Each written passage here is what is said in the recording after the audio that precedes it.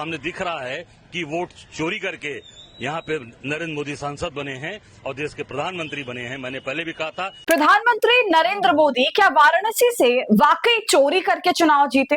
और अब वाराणसी से उनके सामने कांग्रेस के उम्मीदवार, इंडिया गठबंधन के उम्मीदवार अजय राय को जनता ने सीधा सांसद ही घोषित कर दिया है। पूरे ढोल नगाड़ों के साथ उनका स्वागत किया गया, फूल मालाएं उनको पहनाई गई उनके समर्थकों द्वारा, समाजवादी पार्टी के नेताओं के द्वारा।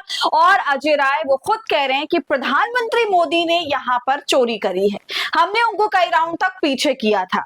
इस बयान के बाद दोस्तों पवन खेड़ा का भी बयान आया है। उन्होंने बाकायदा प्रेस कॉन्फ्रेंस करी है और प्रेस कॉन्फ्रेंस में उन्होंने कहा कि अब बीजेपी के पास में जब सारा डेटा आ चुका है तो हमें वाराणसी का भी डेटा दे दिया जाए और वाराणसी में भी नरेंद्र मोदी प्रधानमंत्री चोरी से बने। तो दोस्तों पूरा माजरा क्या है, अजय राय की इस घोषणा से कैसे बवाल मचा हुआ है, बताऊंगी आपको इस वीडियो में, तो आप हमारे साथ अंत तक बने रहिएगा।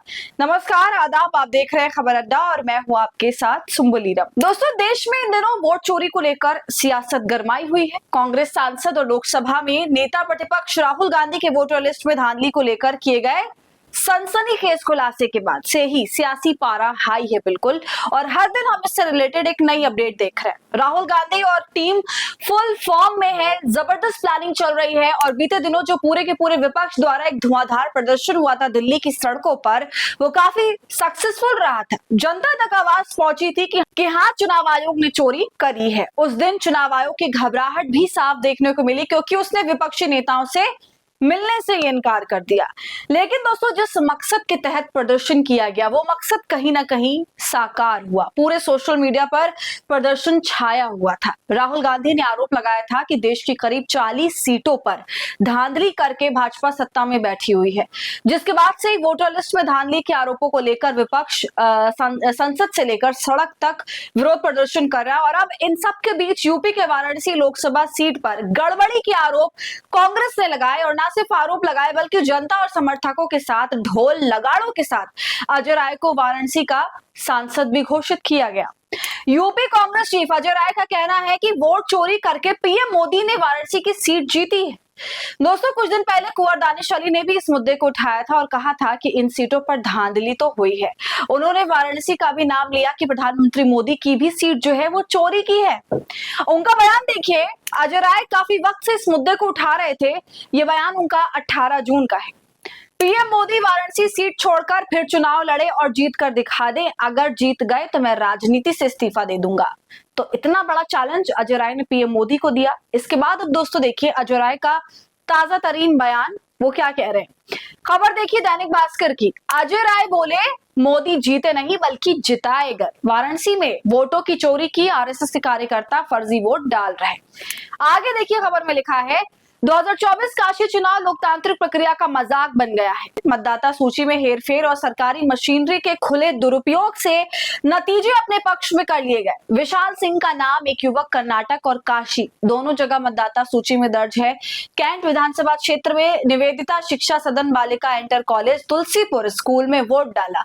ऐसे हजारों फर्जी मतदाता भाजपा आरएसएस के कार्यकर्ता होते हैं जो विभिन्न क्षेत्रों में जा जाकर बार बार मतदान करते हैं। अजय राय ने रविवार को वाराणसी में कांग्रेस के कार्यालय में प्रेस वार्ता करी।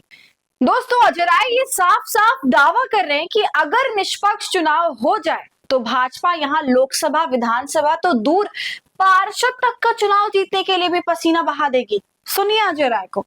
सामने दिख रहा है कि वोट चोरी करके यहाँ पे नरेंद्र मोदी सांसद बने हैं और देश के प्रधानमंत्री बने हैं। मैंने पहले भी कहा था कि काशी के लोग शर्मिंदगी महसूस कर रहे हैं कि हमारा सांसद चोरी करके, वोट चोरी करके सांसद बना है।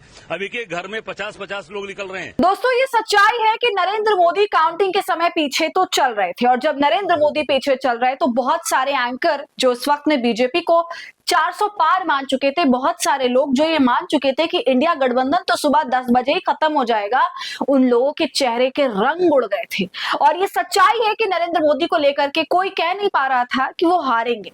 दूसरी तरफ सट्टा बाजार में कहीं पर भी कोई नहीं कह सकता था कि नरेंद्र मोदी को हराना तो दूर की बात है, कोई पीछे भी छोड़ नहीं सकता, ये भी कोई मानने के लिए तैयार नहीं था। लेकिन ये सच्चाई है कि नरेंद्र मोदी काफी देर तक पीछे चलते रहे और तब ये सवाल खड़े होने लगे थे कि 10 साल से जो प्रधानमंत्री बने हुए हैं, बनारस उनका गढ़ है, तो क्या अब मोदी का नाम, उनका करिश्मा अब लोगों को समझ में आ गया है, इसलिए वो इतने लंबे समय तक पीछे रहे? उस वक्त भी ये सारी बातें उठी थी। इस पूरे मुद्दे पर दोस्तों अब पवन खेड़ा का भी बयान सामने आया। उनका कहना है कि हमें वाराणसी का भी डेटा अगर मिल जाए तो हम वाराणसी का फर्जीवाड़ा सबके सामने ला सकते हैं।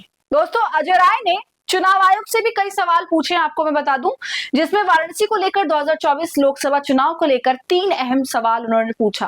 पहला, 2024 लोकसभा चुनाव के समय चुनाव आयोग की डिजिटल वेबसाइट पर वाराणसी की सीट का डेटा रोक दिया गया। दूसरा, वाराणसी में चुनाव वाले दिन विपक्ष के जनप्रतिनिधियों, नेताओं को नजरबंद किया जा रहा था और वोटरों को धमकाया जा रहा था। वाराणसी में जब नतीजों में हम आगे चल रहे थे तब गिनती को जानबूझकर धीमा किया गया, आखिर क्यों? तो अब देखना है कि इन तमाम सवालों के जवाब चुनाव आयोग कब देता है। दोस्तों, आपकी इस खबर पर क्या राय है, कमेंट कर हमें जरूर बताइए।